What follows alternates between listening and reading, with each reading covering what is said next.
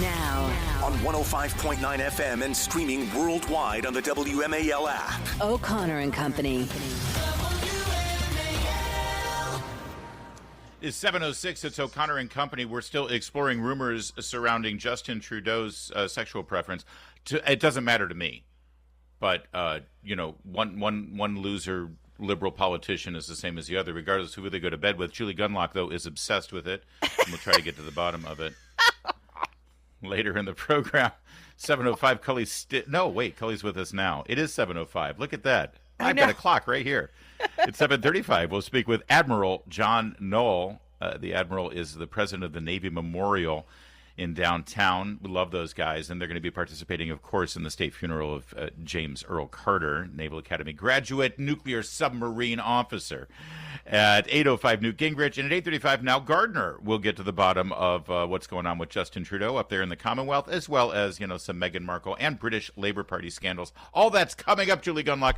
But right now, we are joined by Cully Stimson, one of our favorites. He's a great pal, former prosecutor, senior legal fellow at Heritage Foundation. His book, by the way, of course, Rogue Prosecutors. Cully, I want to start there real fast. I want to get to these terrorists released from Gitmo by Biden, but you must have been absolutely beside yourself seeing Joe Biden drape the Presidential Medal of Freedom around the neck of George Soros' son, Alex, in George Soros' stead.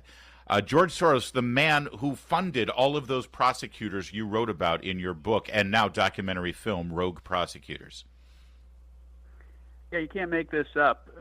And, the president, as the commander-in-chief, but also the chief law enforcement officer, has a bully pulpit. The federal judicial system and the federal prosecutorial system covers 10% of crimes, so 90% are done at the local level. But this is the reason Biden didn't speak out against Soros funding these radical rogue prosecutors, which have caused crime to spike in cities across America that have elected these folks. And so I'm not surprised they did it. It's essentially a political payback in a way. And so I was not the least bit surprised at all. I was disappointed, but not surprised. Considering crime and mayhem, violent crime and sexual assaults, as well as shoplifting and just looking the other way at all of those, what are now considered petty crimes, but shoplifting up to the tune of close to $1,000 in the state of California, that contributed to Joe Biden losing the election, Kamala Harris losing the election. Joe Biden didn't even make it to Election Day. That's a hell of a political payback, really. I mean, George Soros, through all of that, the political donations to those rogue prosecutors you wrote about, he contributed to the malaise in this country that led to Donald Trump winning his second term. So, I mean, go ahead and give him a medal, but I don't see him as quite that bit of a hero for Democrats, considering the pushback from the American citizens. Well, it's worse than that, isn't it? Because the vast majority of victims of these violent crimes are African American and other minorities in tough parts of towns. And so crime, especially violent crime, is disproportionately demographically and geographically located in the inner cities. And so, when Soros gives $50 million in about direct spending and about $1 billion in indirect spending to elect these, 70+ rogue prosecutors, this has contributed to the reason that crime was one of the top 4 issues in the election. Well, thank you for chiming in on that as well. The subject at hand, you're the former Deputy Assistant Secretary of Defense, specifically for detainee affairs. That means that you have a working knowledge of what was going on at Gitmo and who was at Gitmo. So what do you know about these 11 Yemeni terrorists who were actually captured post 9/11? Who are they, and why did Joe Biden just release them? Well, these guys were released through a process called the Periodic Review Secretariat. It used to be called something else when I was in the office. And I know every one of these 11 quite well. And without getting into classified information, these guys were there for a reason. They were law of war detainees. They needed to be there. And think about this, Julie and Larry. This is the first war that we fought in our nation's history where during the armed conflict, we let the enemy go. The first war ever. We had 779 detainees at Gitmo. Total. That's it. Out of the 103,000 we had in Iraq, Afghanistan, and Guantanamo total. And during that place started closing the day we opened it. We started letting people out of Guantanamo for political reasons during the war, including during my tenure, especially during the Bush administration tenure. And remember, This is essentially the natural and probable conclusion of Obama's promise on day one to close Gitmo within a year. Of course, that didn't happen. And that happened, back in 2013? So these 11 guys, including a guy named Al-Awali and another guy named Hella, that's his last name, he's not a girl, and the brother of the Wali bin Hassan bin Attash, who's the brother of him. These guys were cleared for release. Biden came into office with 40 guys down there. Now there's 15, mainly the 9/11 co-conspirators and some really, really bad dudes. And think about this. Not only were you transferring the enemy from detention during an armed conflict, because we're still at war. The 9/11 AUMF is still in place. The recidivism rate, as confirmed by the DNI, is about 18.5%. Those are confirmed Gitmo detainees of reengaging. Another 13.4% are suspected of reengaging. If you think about it a different way, that is far lower than the recidivism rate of violent street criminals in the United States. It's not zero, but it's a lot lower. So we've always decided to take some risk in sending these guys back, and Biden is just doubling down on the same thing that every president since George W. Bush has done. Wow. The 9/11 families and certainly some Republican lawmakers are objecting to this. I'm just curious about if you've been tracking the media response to this. Are they covering the 9/11 families' objections, or is this just being sort of ignored as yet another decision by Biden before he leaves office? Well, this was the least surprising thing Biden has done, in my mind, given the fact that these guys were cleared for release 2 years ago. And the 9/11 families are focused like a laser, as they should be, on the 9/11 case, not the transfer of these 11 detainees. And the 9/11 case is the 5 co-defendants who are co-conspirators, including Cully Sheikh Mohammed, and were charged in military commissions. And remember, they agreed to plead guilty. Cully Sheikh Mohammed did years ago, but they agreed to plead guilty and take the death penalty off the table. Lloyd Austin tried to reverse that, but an appeals court last week or 2 weeks ago said, no, you cannot reverse that. So in the near future, unless something changes, Cully Sheikh Mohammed and the others will plead guilty, except for one of the 5, and get life without parole. So the incoming administration won't have much option then except to decide where to keep these guys and what to do with the remaining handful that aren't charged in military commissions. Yeah, and the incoming administration's hands are tied because of that decision by the Biden administration, as well as this. There's no further appeal in terms of what Lloyd Austin attempted to do here, and what this is basically it. The Supreme Court can't chime in on it. They could. I don't think they will. This thing has dragged on long enough. No one's ever going to be happy at the end of that case. It was a horrible, horrible day, as we all remember. The families deserve justice, and nobody's going to be happy with. Not everyone's going to be happy with the death sentence, and not everyone's going to be happy with life without parole. But by the way, this will be over. And the terrorists are happy either way, because if you do give them death sentence, then they're martyrs, and they may even be celebrated even further, even though that's the obvious. So just in your expert opinion, Cully Stimson, where do you think, if this does end up being life in prison, where should they be detained? Gitmo. Keep them there. They should be detained at Gitmo, and not because they would break out of a federal pen here in Florence, in Colorado, or wherever they would stick them. But it's just a better place to keep them, because then people who try to break them out would have a harder time getting to Gitmo. I think it's the outside threat in versus the inside threat out. Cully Stimson, author of Rogue Prosecutors, all about those Soros prosecutors that have wreaked havoc across the country and certainly in our backyard in Fairfax County with Steve Descano. Cully, always great to talk to you, my friend. Thank you. Thanks for having me, guys. Have a great day. It's 7:06.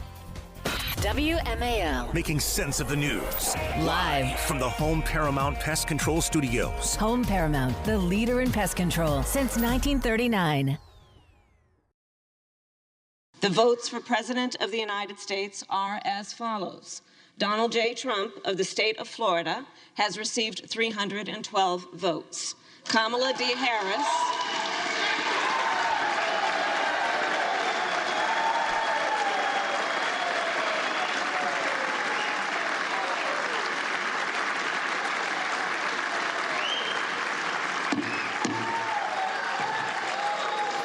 Oh, man. Kamala D. Harris of the state of California has received 226 votes. They're applauding that she lost, I think.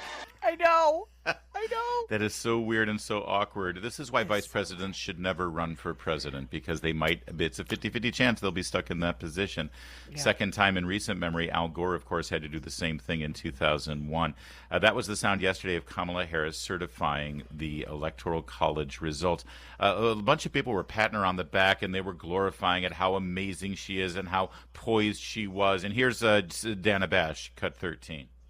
Just talking about this scene, which is, of course, part of the Constitution, and it is, of course, something that we have seen, for the most part, at least in over 100, maybe 150 years, work without much disruption until 4 years ago. But the reality is, how it feels up on Capitol Hill is that there is this tremendous security this year because of 4 years ago.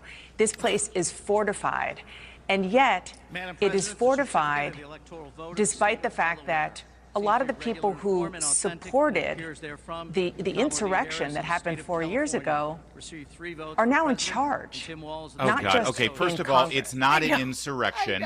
No one was charged with insurrection. People supported challenging the results, which, by the way, it's 150 years without disruption. This is the first time the Electoral College results were certified with a Republican winning, that the Democrats have not contested the results since 1989. That's Dana Bash, journalist, incorrectly describing 4 years ago as an insurrection when not one person was charged with insurrection, which is a federal crime, and then incorrectly saying that there's never been a disruption for 150 years when it's been disrupted by Democrats in that room every single time since 89, Julie. It's disgusting. It is disgusting, and it was really hard to watch. And I will tell you, though, the video of Kamala, she smiled through gritted teeth. She looked uncomfortable. She was biting her like she was barely hanging on. Yeah. And which is, and I know Did you see Mike Johnson though? Oh my gosh! In the speaker's chair, hilarious. He had the greatest little smirk on his face. He was soaking it all in from the front row. It was so great. And actually, there was a Democrat who actually complained about Mike Johnson, who just had a smile on his face, all right? And this Democrat, this liberal is like, oh, the smug look on Mike Johnson's face. I wonder if that liberal had anything to say about Nancy Pelosi tearing up Trump's State of the Union speech. Right. I mean, these Democrats. Or doing her fake applause thing during the speech. Yeah. Yes. Grow up, people. Sickening.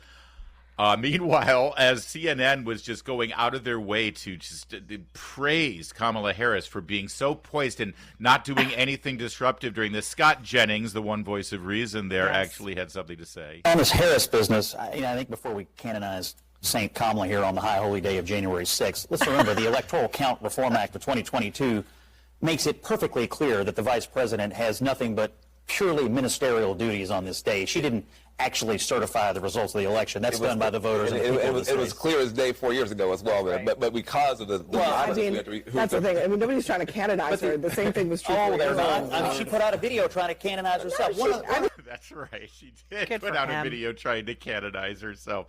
Yes. It's true. It's like, oh, she was so poised and so because it's the law now. Literally, the vice president is there as a potted plant to just read the script, which is what she did. So good for her. Meanwhile, Julie, I don't know where to go. Do we want to get angry at Jake Tapper for what he said, or do we want to reflect on the data right now with regard to the public perception of January 6th? It's up to you. I can go either way. So tempting to go after Tapper, but maybe let's do the data. No, you know what? I'm with you. Let's go after Tapper. Here's Jake Tapper with a disgusting false charge against Ted Cruz. Right now you're looking at images from the floor of the House of Representatives, members of the House and Senate. are gathering in what is there, and there is the Speaker Mike Johnson and Vice President Kamala Harris. It's obviously a bipartisan or even nonpartisan event where the leaders of this country come together to count the electoral votes. There's Ted Cruz, a senator from Texas, who was one of the main individuals who helped cause what happened 4 years ago by putting forward the falsehood that the vice president could somehow do something to stop the electoral count. Jake Tapper is a joke. He's a despicable, such a joke. Smug, sanctimonious, a liar, by the way. That's misinformation, disinformation. And he's being sued for this kind of misinformation. He is being sued in court by a man who saved people from Afghanistan after their sloppy withdrawal. And I cannot wait to hear about the multi-million-dollar settlement that comes out of that. Oh, I don't think it's going to settle. Judgment. No, I don't think it's settlement. It is a billion-dollar defamation suit. That's right. We went into the details of it last week. The suit begins today in court, and every time a settlement was proposed, the defendant here, or excuse me, the plaintiff has said, judgment. I don't want a judgment. settlement. Yes, I didn't mean settlement. I meant judgment. I look too. forward to Tapper, being shamed. It's about time. He is absolutely shameless. Now on 105.9 FM and streaming worldwide on the WMAL app. O'Connor and Company. It's 7:37 on this busy 7th day of January. Thanks so much for letting us be a part of your morning routine, and we appreciate you coming along with us. Coming up at 8:05, Newt Gingrich, former Speaker of the House, will join us. And then at 8:35, Nell Gardner of Heritage on all things Britain and the Commonwealth, as things are heating up there in England as well as north of us in Canada. It's Larry O'Connor with Julie Gunlock. Good morning, Julie. Good morning. Joining us now is Admiral John Nowell. He is president of the Navy Memorial, which will play a major role in the pomp and circumstance and appropriate respect to President Jimmy Carter as he has his state funeral here in town. Thank you so much for joining us, Admiral. Thank you, Larry. It's a pleasure to be here. Jimmy Carter is the only graduate of the U.S. Naval Academy to become a president of the United States. He was an officer on a nuclear submarine, famously, and obviously it's fitting and appropriate for your institution, the Navy Memorial, to play a key role here. What exactly are you expecting for this incredible ceremony this week? Sure. Well, we will be the site for the transfer of President Carter's remains from the hearse as it comes from Andrews to the horse-drawn caisson to then start the funeral procession up Pennsylvania Avenue to the Capitol. So that will happen right here at the Navy Memorial. We'll have the Secretary of the Navy and Admiral Yvette Davids, who's the superintendent of the Naval Academy, and other naval leaders with a battalion of midshipmen from the Naval Academy, as well as the Navy Band and others there on what we call our Granite Sea, the Navy Plaza, to pay respects. And then here in the memorial, we'll be hosting about 150 participants. We'll also be the site for the 3rd Infantry Division's Tactical Operations Center to control the parade, Larry. This all sort of echoes the ceremony surrounding Senator John McCain, who was also a Naval Academy graduate and naval aviator, who recently also had state ceremonies. Is obviously for a former president, there's an extra level of ceremony, but is it going to sort of be reminiscent of the beautiful tributes that we saw that the Navy participated in for Senator McCain? You know, Larry, I think it will be. And ironically, I'm sitting here in my office at the Navy Memorial looking at a picture of myself and Senator McCain actually in Afghanistan. Wow. I was a Senate liaison officer, and so whenever he would travel, typically with Senator Graham and Senator Lieberman, I would escort because his last job in the Navy was Senate liaison. What a great hero. And so there will be many parallels between the honors that were bestowed upon a famous naval officer, Senator John McCain, and another famous naval officer, the 39th President, Jimmy Carter. Admiral, I'm so glad that that the president chose the Navy Memorial as the site for this event, and I'm wondering if you can tell our listeners. I think the Navy Memorial is one of the best places to visit in the District of Columbia. I come from a Navy family. My dad was a submariner. My grandfather was also in the Navy, and we could go into the building there, the visitor center, and look them up and see their pictures, and it was very moving. Tell our listeners a little bit what they can. I know it's off topic. We're supposed to be talking about Carter, but I really do want people to know about the memorial that you run. Julie, thanks so much. First, let me just say thanks for your family's service and sacrifice. That means a great deal. And, you know, there's nothing I like to talk more about than the Navy Memorial. And you were exactly right that this is a place that no one that comes to Washington, D.C. or lives here should pass up. Yeah. We have our own metro stop. We're across from the National Archives. Very easy to get to. Many folks go by the Granite Sea and our mast, and they get their picture taken with the lone sailor. But they should all come down to the visitor center like you did, because they can look up family members or friends or others who have served. That's in our Navy log. That's what you were looking at. Over 800,000, sailors and Marines are in the Navy log. But we as well have interactive exhibits. We're the home to the National Chiefs Mess. Folks can look at both.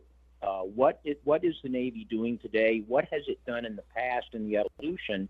And then what are some of the opportunities for the young people and the parents and the influencers, the ability to come here and actually show with interactive touch screens some of the different careers and the operations going on.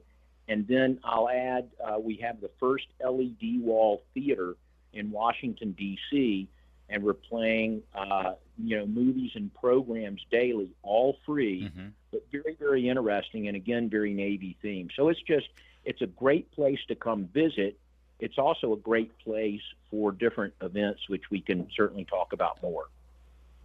Could we, Admiral, when Tuesday, it's today at 2 p.m. when the remains will be transferred to the horse-drawn caisson, and that's open to the public there at the Navy Memorial?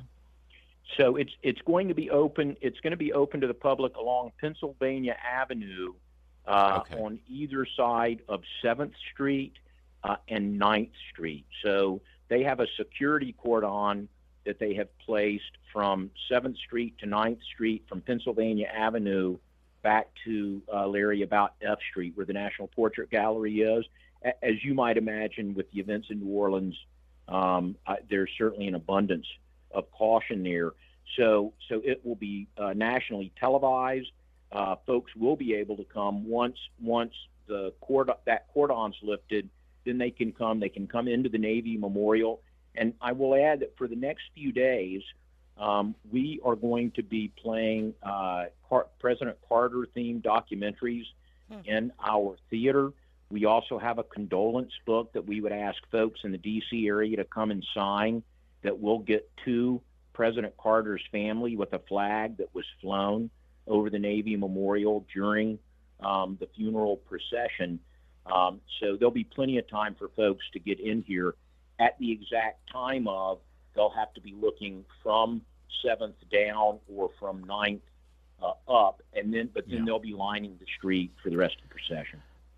Admiral John Nowell, thank you so much for joining us. He's president of the Navy Memorial. It's definitely worth a visit, especially at an occasion like this. And thank you so much for joining us, Admiral. Thank you.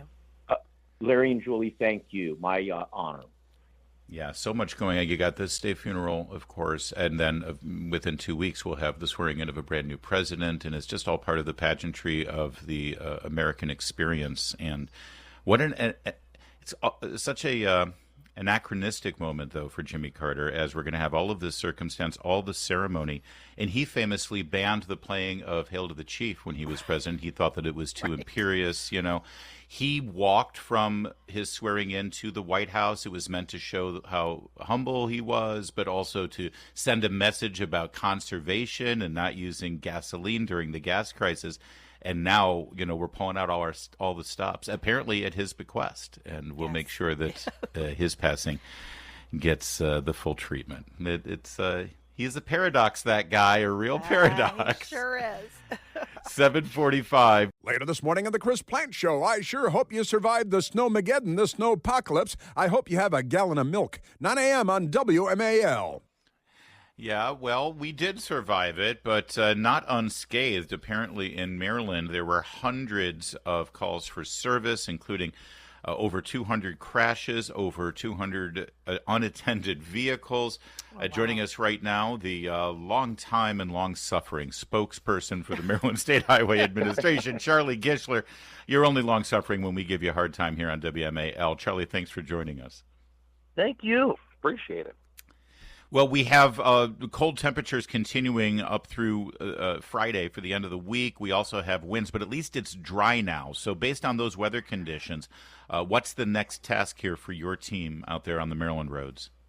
Well, I have to defer with you on something. It's not quite dry. The interstates are free of most of them are free of the snow and everything, but the temperature, the salt there keeps it a little bit wet. So it's until that sun really comes out, that's when we'll get the good drying action. But they are free, the interstates, of any kind of snow or ice. But what I just told you is important because they remain wet.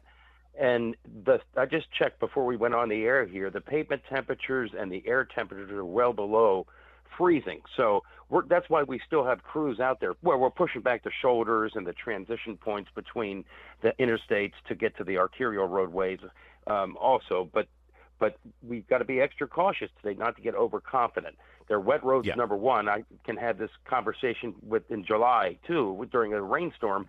The speed limits are set for ideal, meaning dry conditions, and these are not ideal conditions. So don't get too overconfident out there because the bridges, the ramps, and the overpasses, they freeze first. We know that, and we're patrolling them and applying, salt as necessary. Yeah, thank you for that. I was referring to the weather conditions being dry, but absolutely those roads are wet. And no, it's fine. And Charlie, that also brings to mind, it's funny, you see the sign all the time that bridges freeze faster than the regular roads, and it doesn't really register. Today's the day it needs to register, right? Because if you're going to an overpass or something, it may be a very different situation than on the regular highway that you're driving on.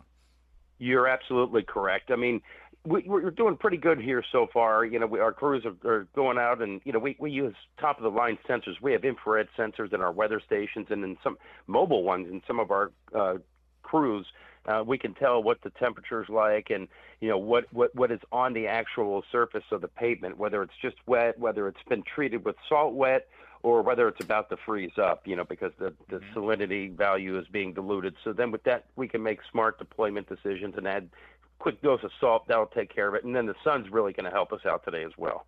Charlie, just a super quick question, and Larry's going to make fun of me for this, but what are the predictions for schools starting up? Yes, I want my kids to go back to school, but quick, do you think it'll be tomorrow? They're driving her crazy, Charlie.